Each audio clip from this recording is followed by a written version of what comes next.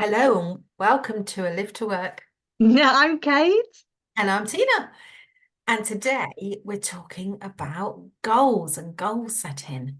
So, what Yeah. form of transport we're going in, Kate? So today, because we are talking about goals, we are in a football coach. Uh, Oh, Not with the footballers, I don't think actually. Should we be full of supporters?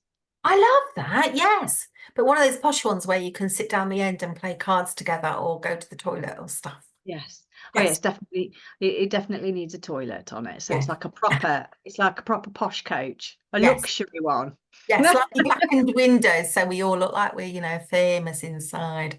Oh, perfect. Right, well, jump on the coach, everybody, to talk about goal setting. And this comes up a lot in healthcare where Kate and I work. So there's a couple of things we're going to talk to you about. But yeah, it comes up in life in general also, actually, that, we often have our mind set on something we want to do, and then we ought to plan how we're going to get there. hmm Yeah. And it's got we do it or we set goals, but we don't really think about it. We don't necessarily plan it. What's my goal for today? Okay, so let's get up, get through the day, sort the kids out, and then I'm done. Mm. Um, Actually, yeah. I could so much more. I could do so much more if when I plan it properly. Yeah, yeah. And if you have a weekend, and this often happens on a bank holiday weekend, where in the United Kingdom you find everyone in a store called B&Q, which is a DIY place. But you basically start off thinking, right, well, we've got 2 days, so we need to clear out the garage, we need to weed the garden, we need to do this, we need to repair that, and you start to make a list. Which is often the beginning of a goal. And the reason you're doing all these things is really what the goal is all about. Because if you know where you're aiming and why, that's a great starting place for the goal. Like, why are you doing it? And do you want to do it? So if you want to be sitting in a nice garden and go in a garage that's tidy, that's your goal. Yeah. So by the end of this bank holiday weekend, I will have done all of that stuff and Mm, be seated. yeah. Yeah. In the sunshine, probably not, but uh, with a glass of something cold. Nice. Sounds lovely. So Mm. goal setting is begin with the end in mind. I like that phrase. So think about, where are you headed and is it your goal? Is it something you're interested in? And then I would suggest that you treat yourself to a new blank piece of paper. If you are a pen and paper kind of guy or girl, then you could get one of those lovely notepads and treat yourself to the fact that you're going to write the goal down. Because what loads of people know is if you write it down, you are so much more likely to do it. So write Yeah. it down either on a nice, new, fresh thing on your computer or on a nice notepad. Mm. And one of the things I always say to clients and the children actually is, what is it that you actually want? Because Mm. more often than not, people don't know what it is that they actually want. So take this time to drill down. I want to be, I want a successful business. Mm. I want to be the best mom in the world. Mm. Um, you know, really drill down, because when you can see it, when you can smell it, when you can feel it, when it's right there, it's so much more tangible. And it will help you find the direction that you need and the steps that you need to take to get to where you want to be. Yeah. I mean, if you're in coaching with Kate and I, we might be trying out a technique with you where we take you into that golden future. And if your goal is to go on an amazing holiday this year, you are imagining yourself in the arrival in the departure lounge on your way back, and you're taking the Mm, cases off the carousel, and you're both tanned, and the family look really happy, and you're just about to tell tales of, to all your friends about what an amazing holiday you've had. So we mm, imagine you there, and then we take you back from where you are now to there, and what were mm. all the steps that needed to happen to get you to that place? Yeah. And What has it's, happened already, sort of thing. yeah. And if you're like, if you think, oh, I don't know what I want, you can try a little trick, because it worked for Harry Potter and Ron Good. with the mirror. Oh, in like Harry Potter. I gave the name away, didn't I, really? With the mirror of Hmm. name I cannot Is remember. it Estefan? I don't. If it isn't, can everyone just put something in the show notes? Because it could be wrong. But anyway, you know what we mean. Yeah. So you stand in front of the mirror, and you can do this at home. And in that mirror, you'll be able to see that future that you want, the future that you desire, and that will help you to formulate your plan and anchor those feelings and emotions in place. So you've got it right there in your heart, in your head. You know what Yeah. it is. And then you make it specific. So you might have heard of this SMART goals, and this turns up a lot in the business and work world, but it's quite useful actually. So specific, I want to go on a family holiday this summer abroad.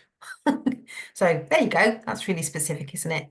And then what are your measurables? Well, the measurable will be that we have been there. Yeah. You either go or you don't. Exactly. But you might have other little measurables like, I will have saved this amount of money towards it by this amount of time. I will have booked this by then, etc. So, you can start to think about your measurables, and you can think about, is it achievable and attainable? Well, only you will know, but probably she wouldn't even be thinking about it. So you can't, if you had a goal which was, we will all holiday on the moon, then that's probably less likely to happen. So attainable is sort of useful. And people say, is it realistic? But relevant, yes, same sort of thing in a way, really. And can you do it in a certain timeline? I mean, that might be a movable feast, because you might find things out along the way that change the course of direction. But in general, do you have like a time by which you will have done this?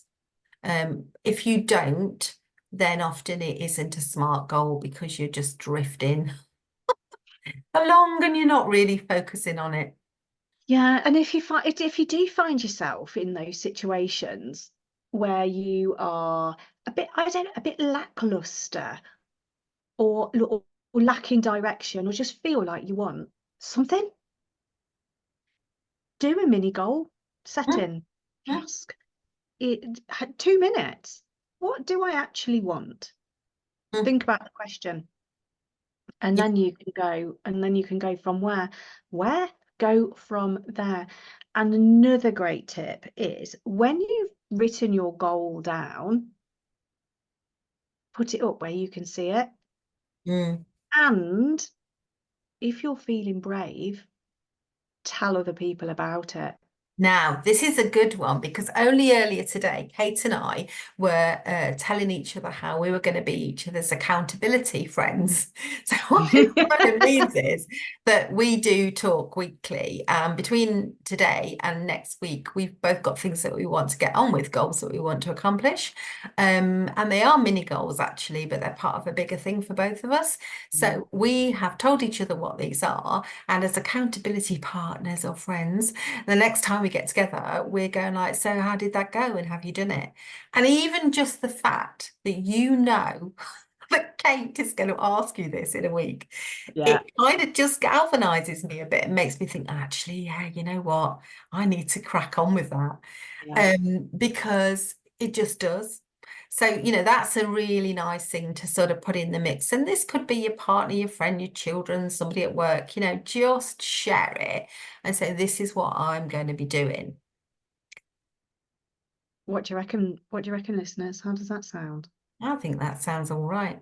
And another thing that you can do, and like Kate said, almost like a mini cycle of developing something, anything, is don't get too tied down into not giving things a go and letting them build and grow and change. So in the NHS, we often use something called plan, do, study, act cycles. They're for continuous quality development, if you want to look that up. But basically, PDSA cycles for short, they just allow you to plan. So I'm going to give it a go, even if you just do something different with one client or for one day. And then you do it. So you plan to do that and then you do it. And then you study it, as in, oh, did that work? Was that all right? Did I enjoy it? Was it like successful, or do I need to tinker with it? And if you need to tinker with it, then you tinker with it. And then you act to do it again. And you might go around that cycle of planning and doing and studying and acting several times. And each time you're almost like going up a kind of circular escalator to the top of a building. You know, you're going up and up all the time with things getting better every time. So yeah, give that a go. Give that. And every time you do this exercise, you will get clarity with what it is that you want, because you'll be more practiced at it. And every time you do one, and it doesn't matter what the topic is, it doesn't matter what you want your outcome to be, you will grow, you will Yeah. experience growth because of it. And if you want to have an incredibly spectacular goal, why not? I want to be chief nurse. I don't want to be chief nurse, but you know, I want to be a chief nurse. Well, why not? Why What are the can't steps? Yeah. What are the steps to get in there? Yeah. yeah. Yeah. So goal setting is great in an everyday way. I mean, a recent example from my life is my daughter trying out more and more recipes and cooking and wanting to get better at baking. And some of the initial attempts didn't quite go to plan because they were super ambitious. I mean, like we're talking cordon bleu, you know, but on that plan, do, study, act cycle, she obviously got to the study bit, thought, actually, I probably would like to experiment more with some of the fundamentals of baking, and has gone back to the start of trying out recipes where there's a bit more simplicity to them, but she's learning really fundamental good stuff about baking and has had some great success. So, you know, that's why it's useful. And if you don't succeed, as the saying goes, We try again. yeah, yes, we do. And episodes that we've done on consistency and mindset, they're all part of this for you. So there's lots to help you with your goal setting. Well, we have reached our destination. Time to hop off the bus. Yes, with your scarves at the ready. Well, yeah, because the weather's probably rubbish. Or it could Take be. on board what we've said. Yes. Yeah. And it's been lovely to have you along. You've been listening to A Lift to Work. With Tina and Kate. See you again soon. Bye.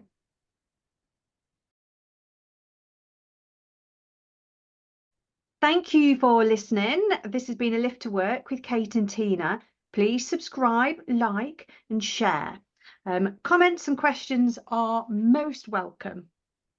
And please remember, this is a light-hearted coaching podcast designed to stimulate your thinking. It's not designed to treat any mental health issues. So if you need additional professional help, please do see a qualified practitioner. Take care, and we'll see you next time.